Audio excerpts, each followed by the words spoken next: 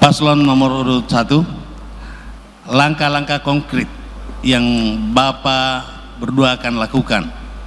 Karena saya tahu di Kolaka Timur ini wilayahnya kita masih banyak hutan lindung. Di satu sisi masyarakat telah bermukim. Ini yang perlu saya tanyakan.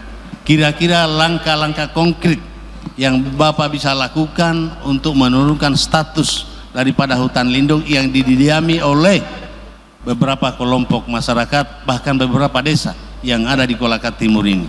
Dan sampai dengan hari ini, bahkan sampai dengan pemerintah hari ini belum memberikan langkah tegas dengan cara bagaimana. Sementara mereka telah membuat, bahkan bukan hanya berkebun, tetapi membuat rumah dan lain sebagainya. Ini saya kira itu yang saya perlu sampaikan kepada paslon nomor urut 1.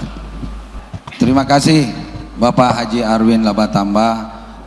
Ini memang menjadi persoalan yang ada di daerah kita, bukan hanya terkait masalah sektor pertanian yang mana hari ini masih ada lahan-lahan yang belum memiliki sertifikat karena status kawasan, baik itu kawasan hutan lindung atau HPT.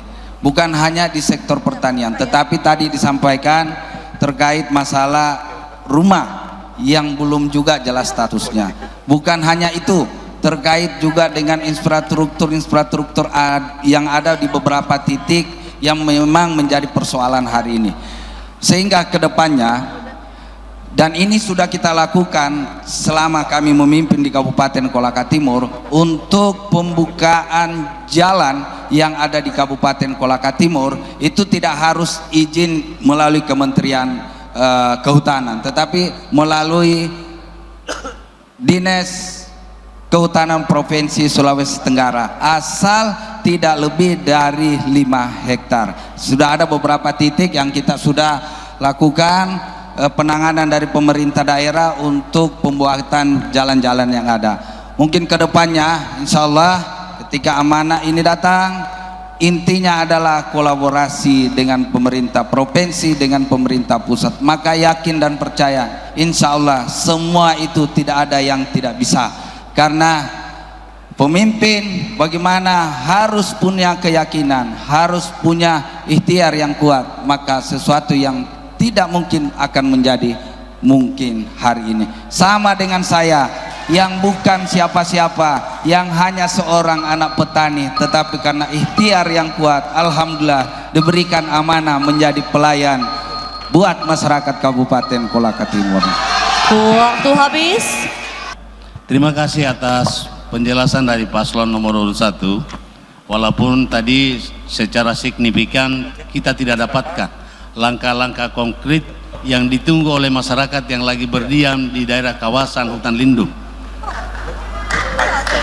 Untuk itu saya perlu berikan gambaran dan contoh soal yang kami sudah lakukan di Kabupaten Teluk Pondama yang saya menjadi anggota DPR. Di sana khusus untuk perkantoran itu masuk dalam kawasan hutan lindung. Maka langkah awal pemerintah yang kami lakukan adalah membentuk tim terpadu yang melibatkan masyarakat setempat, pemerintah setempat dengan DPR dan Forkopimda yang ada di Kabupaten Kolaka Timur ini nanti, termasuk memberikan support anggaran. Jadi kalau hanya berbicara retorika tanpa dianggarkan, minta maaf Pak Bupati, paslon nomor urut 1 kan masih bupati besok, ini tidak akan mungkin bisa terlaksana kalau hanya cerita, punya cerita tetapi tidak diberikan support anggaran. Jadi yang paling utama bentuk tim terpadu, lalu anggarkan di dalam APBD Kabupaten Kolaka Timur. Saya yakin dan percaya ini barang pasti tuntas dan tuntas, karena tidak ada cerita dan tidak boleh kita biarkan masyarakat kita tidak memiliki hak yang sepenuhnya di dalam memiliki tanah dan bangunan. Waktu habis. Baik, terima kasih.